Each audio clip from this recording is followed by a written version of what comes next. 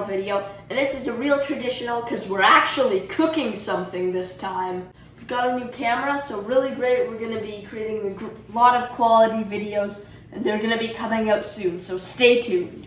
I remember that in my last video, which was a review of the wonderful apple in front, I mentioned that I am going to be putting out a few videos involving apples.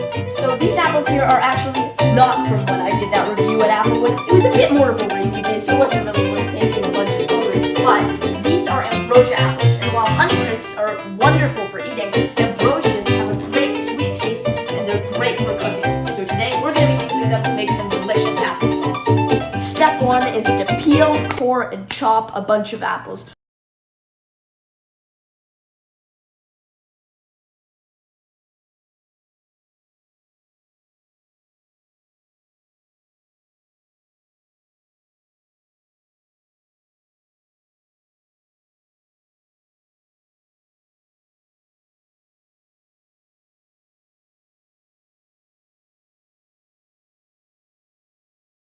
Okay, so now what we're doing is in a medium-sized pot, dump in all of your apples. Okay, so next, what you want to do is 1.5 cups of water.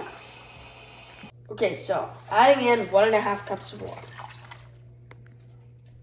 Okay, adding in half a cup of sugar. Now, if you have really sweet apples like ambrosias, make sure you know this is all you need. You do not want to put any more sugar in because there's a lot of natural sugar in those apples. So now I'm adding in about 1.25 teaspoons of cinnamon.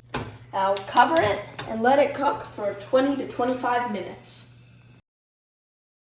Hello everyone, first time filming in cinematic mode. We'll see how that goes, but just a quick reminder that anytime you're watching a cooking instructional video like this, it's always best to watch the video over once before you go back and cook it yourself, because you might miss a reminder after you pause it to do a step like what I'm about to give you, which is after 10 minutes of cooking your apples, we are going to do a special step which adds a ton of flavor, so stay tuned for that. Okay, cameraman, move in here. So, here are our apples after 10 minutes. Spectator certainly says, wow, and I agree. So, I'm just going to give them a quick stir.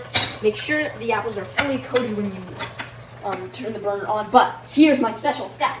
The juice of a whole lemon. You squeeze this into here, and it's going to add a little bit of tartness to the flavor that I think you'll really appreciate.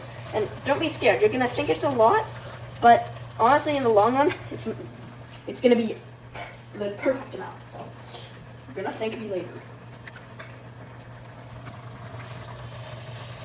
Now, cover the pot, make sure there's some good air, and then let that cook for another about 15 minutes. Hello everyone. So, after it looks about like this, I'm gonna turn it off of the heat, bring it over to here, use a ladle to put it into this blender and blend it to whatever consistency you prefer. Just pulse it to your desired consistency.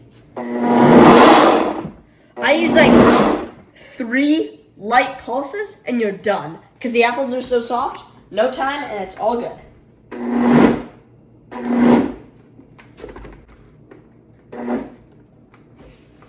Look at this. It smells delicious. You're going to want to let your applesauce cool for a little while and then distribute it among some containers such as mason jars and enjoy warm or cold on the side of stuff or as a dessert. Enjoy. This is Chef Daniel signing off. And remember, if I can do it, you can do it. Enjoy your applesauce.